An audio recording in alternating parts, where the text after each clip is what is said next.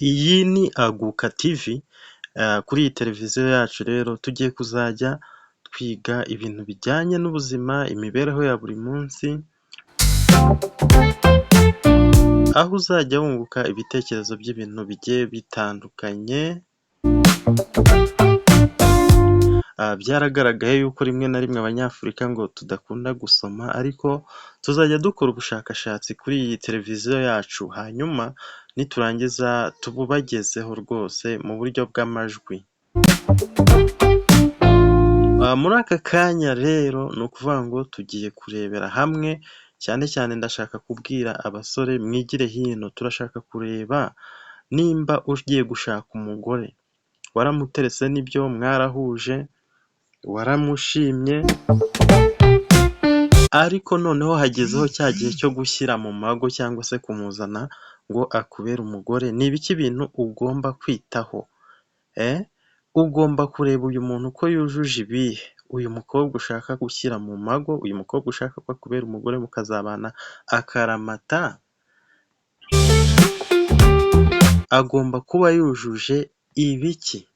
Ngiye rero kukubwira ibintu 10 ugomba kuzitegereza nk'umusore mbere y'uko ufata umwanzuro wo gushyira uyu mugore mu rugo ngo akubere umugore muzabana akaramata.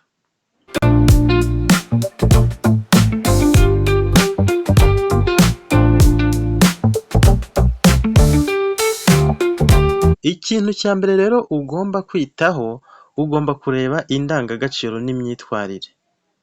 Ni ukuvuga ngo ugomba kureba nimba afite indangagaciro nziza, nimba ari umukobwa ufite ubupfura, nimba ari umukobwa ugira ukuri, nimba ari umukobwa wubaha abandi, cyangwa se ukareba ko ari umukobwa ugira n'ubushishozi. Ni ukuvuga ngo aha ngaha icyo twakubwira, indangagaciro n'imyitwarire, kugira ngo urebe ibyo bintu, agomba kuba ari umukobwa ufite ibyo twavuze, kandi ikindi, buriya imyitwarire myiza irusha ubwiza agaciro. Mu Kinyarwanda baravuga ngo ubwiza bw'umukobwa bumugeza ibwami, ariko imico ye niyo igena igihe azahamara. Ni ukuvuga ngo rero icyo cya mbere nicyo ugomba kwitaho.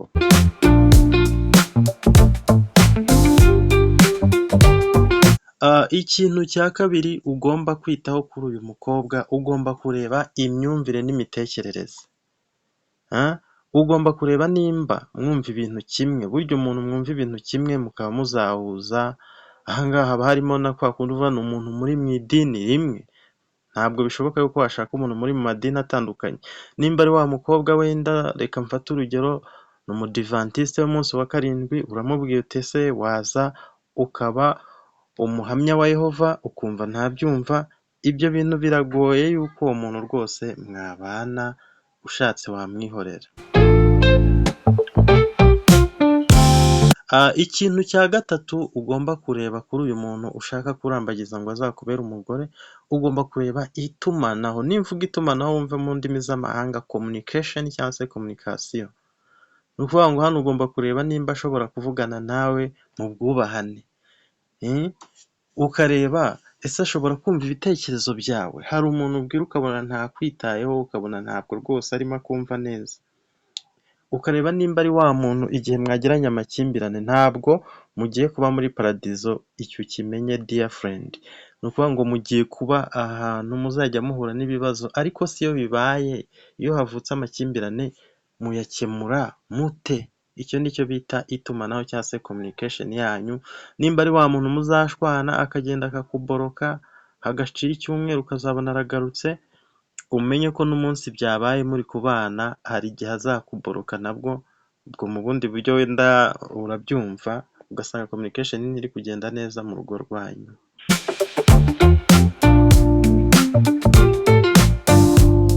Ikintu cya kane twagiye, mwibuke ko ndi kubabwira ibintu 10. Ikintu cya kane ugomba kureba, ugomba kureba uyu mukobwa uburyo abana n'umuryango we, imibanire n'umuryango we, ukareba uko afata ababyeyi n'abandi bantu bo mu muryango we.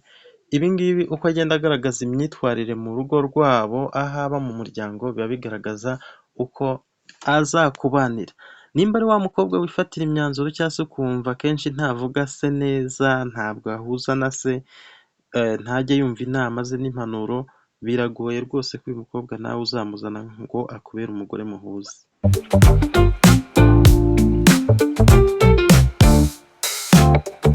Ikintu cya gatanu uzareba kuri uyu mukobwa ushaka gushyira mu mago, uzareba uburyo afata amafaranga. Ni ngombwa kumenya uko akoresha amafaranga. Ese uramenya uyu mukobwa ajya azigama cyangwa iyo ayabonye ahita asohoka? Ubuzima bwe amafaranga ujya wumva amafaranga ayafata ate? Umukobwa udashobora kugira gahunda zo kugira ikintu yazigezaho, ukajya wumva amafaranga abonye wenda ni uguhita yaryohamo. Rwose musore wanjye, aha ngaha nubwo mwamaze gukundana ariko ibijyanye no kumushyira mu mago bubyitondeye.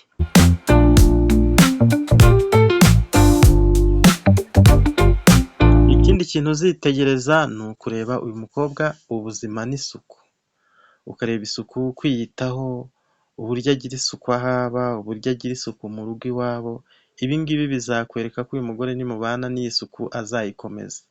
Pana wa wundi usanga ikintu cyose ni ugukoresha, ntashobora kuba yafata umweyo, ntashobora kuba yafata itorosho ngo acishe ahantu. Uyu mukobwa azagukoroga wewe nushaka uba umwihoreye.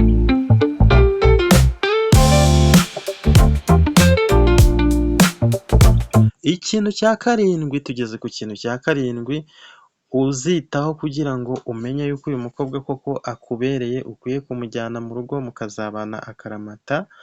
Ugomba kureba ko ari umukobwa ufite icyizere n'ubudahemuka. Reba nimba ari umukobwa wizerwa, reba nimba ari umukobwa wubaha, reba nimba ari umukobwa utanga icyizere ku buryo usanga ibyo avuga ari ibyo akora. Abenshi turavuga ariko gukora bikatunanira. Uzajya ureba rero nimba ibintu avuga ari ibyo akora, ibi nabyo bizagufasha cyane.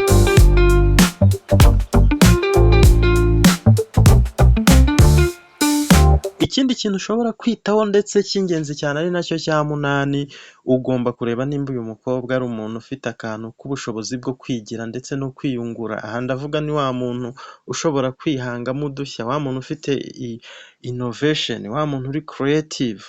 Ukavuga uti ese erega ubuzima burahindagurika, hari igihe ushaka uwo muntu wenda ufite amafaranga, ufite akazi, ufite ubuzima buzira umuze, ariko uko iminsi igenda ishira birahinduka, ka kazi wakabura, ya mafaranga yagabanuka, cyangwa se na bwa buzima hakazamo uburwayi. Ese uyu muntu we ubona ari wa muntu ufite ubushobozi bwo kwigira?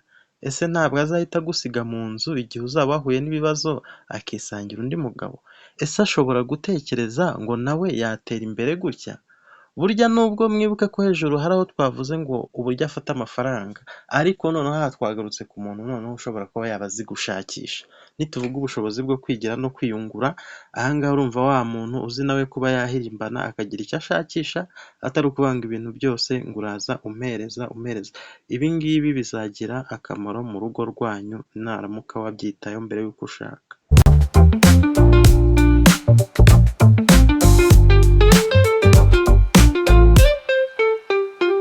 Ikindi kintu ushobora kwitaho ari nacyo cya cyenda rero, uzite kuri uyu mukobwa uburyo yakira ibibazo.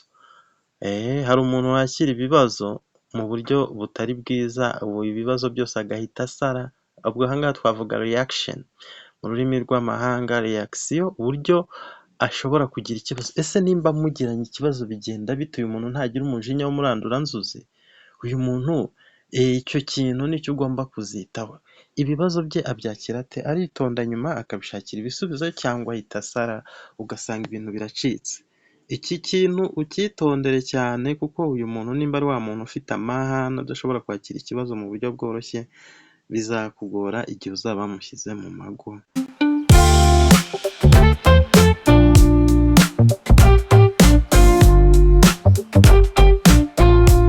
Ikindi kintu nubwo kigoye cyane ari nacyo dusorejeho, ubwo ni icya 10 ugomba kuzitaho kuri uyu mukobwa ushaka gushyira mu mago, cyangwa se ushaka ko akubera umugore mukazabana akaramata. Ushobora kureba nimba ari urukundo rushingiye ku by'ukuri. Aha ngaha biragoye cyane, ariko icyo navuga akenshi burya umuntu ugukunda uko uri urabimenya. Basore mwirinde kugenda mugaragaza ibyo mufite igihe mutereta.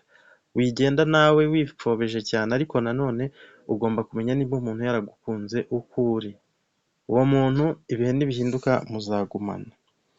Rero ibi ngibi ni ibitekerezo byanjye kuri Aguka TV yacu, nawe igihe wazaba ufite ibindi wakandika wabishyira muri komenti, ibi birareba abasore nibo nabwiraga, ubwo mu kiganiro cy'ubutaha tuzababwira namwe abakobwa mushobora kureba ibihe byo kwitonderwa mu gihe mugiye gufata umwanzuro wo kubana n'umusore runaka, nk'umuntu uzababera umugabo muzabana akaramata. Murakoze cyane.